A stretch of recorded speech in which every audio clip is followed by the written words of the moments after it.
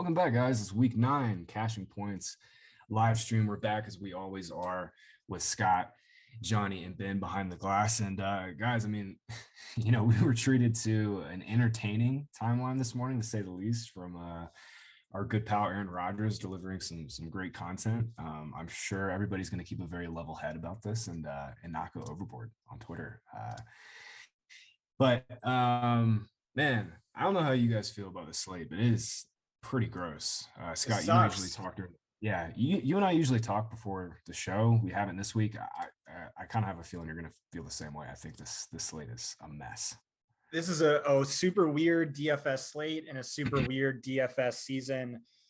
I don't remember the last time I had this much of a difficulty in writing up, my first 5 plays of the week. Usually it's super easy. It's like, this guy's going to smash, this guy's going to, and this week was legitimately tough. So I think it's a super difficult cash week. It should be a fun but difficult GPP week. I think a huge edge for us is leveraging the great work Wes Huber does for us, because there's not really much of a consensus, and the consensus I'm seeing is not one I particularly agree with.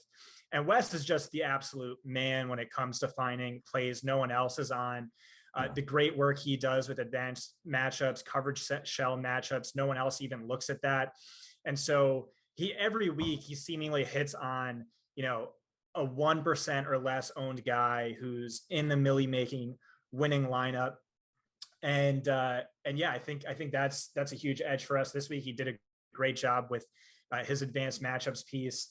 And so I'm actually referencing that quite a bit in my slate breakdown article. Yeah. What's the consensus that you're hearing?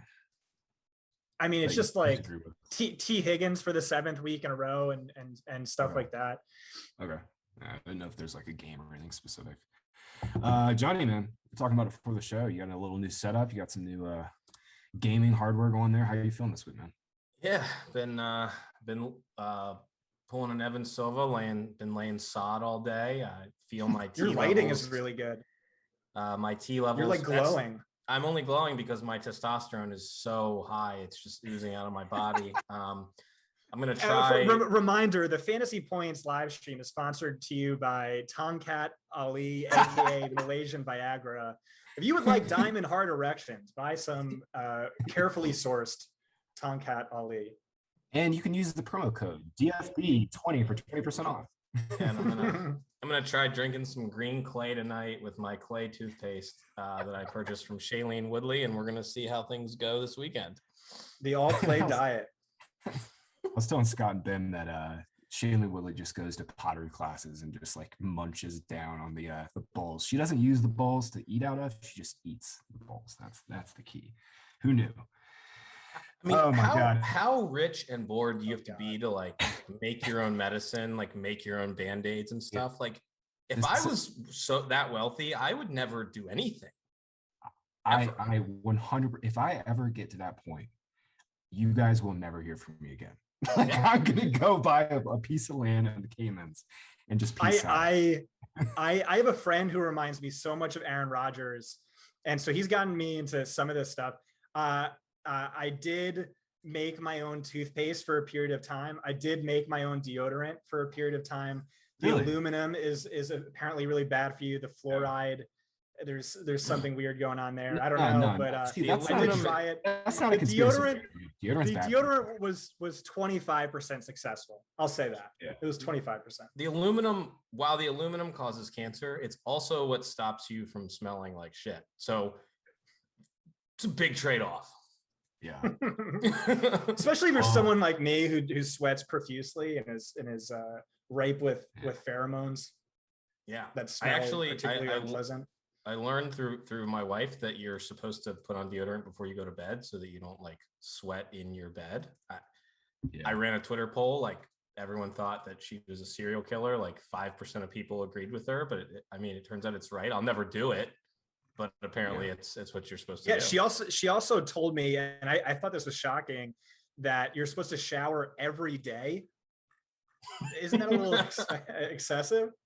Who said that? Because there's no way everybody does that. Dr. Mrs. John Proctor. Oh, okay. Yeah. Now we know where you get your bankroll from, Johnny. Smart move.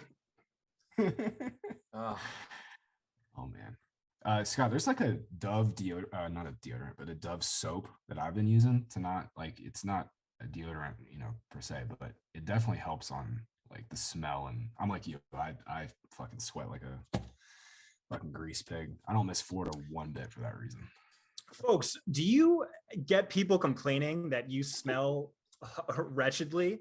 Well, today's live stream is brought to you by Dove Soap. Use promo code Graham. Oh man, this has been the greatest intro ever. I don't even want to talk about these games because I'm not excited for this slate at all. But we got to do it, man. Falcons Saints. Let's get it started. Saints are 6-point favorites at home. 42 is the over/under. The Saints are going with Trevor Siemian, despite paying Taysom Hill a huge bag of money. They're going to go with Siemian. So I think Taysom still has like one final, box to tick off for the concussion protocol, but they're going with Siemian. I guess we're going to see Taysom in like the Taysom plus role where he plays some running back. He's going to play some receiver. So we'll see on that. Man, I don't really have much else in terms of injuries and notes on this game. I guess off the top, we got to talk through Falcons and this kind of nightmarish pass catcher core here. Last week, Calvin Ridley obviously sat out, and he's out again this week with, taking some time off for his mental health. We saw Russell Gage and Tajay Sharp lead the team in routes. Kyle Pitts was, he had his normal Kyle Pitts role where he's not a tight end, he's a receiver. Man, I mean, now they're facing the Saints. Marshawn Lattimore is playing well. He's healthy again. Bradley Roby finally got some burn last week.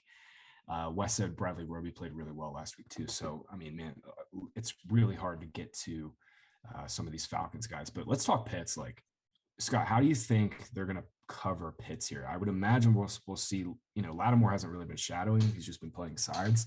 But we're probably going to see some Lattimore and Pitts, right? Yeah, so you brought up that Pitts without Ridley is really just basically playing a wide receiver role where he's running a high number of routes on the outside and in the slot, lined up as a wide receiver. Stephon Gilmore played like 17 snaps last week, and I think like 60% of those routes were lined up against Pitts. I looked into that. He actually did. It was only 5 snaps he played against Pitts. Oh, okay. 5 or 6. Well, then it's 33%. So it seemed a little bit higher. See what happens is like everybody saw that pick that Gilmore had, and they're like, "Oh, he was covering Pitts the whole game." It's like, no. Well, it was Pitts also had a comment after the game that like it was a big struggle against Gilmore because he wasn't used to that or whatever. But it's an even weirder comment knowing he didn't run into him all that much. Yeah, I mean, it was like a handful of snaps. So anyway, sorry. What were you saying, Scott? Yeah, so I mean, just Kyle Pitts is amazing. First take of the offseason was he's going to be in the Hall of Fame one day, which, still feels fairly lockish.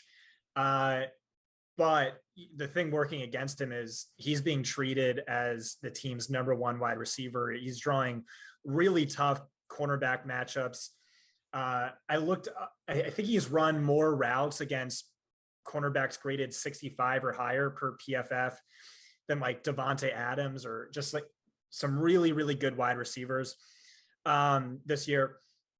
So yeah, the matchup is a concern for that. And then also New Orleans is stout against tight ends. So the only other guy to look at is Cordarrelle Patterson, which is another really difficult matchup on paper. He had another difficult matchup last week. And so it's like, do we treat him as a running back where it's a super tough matchup, or a wide receiver where it's a slightly less, but still tough matchup?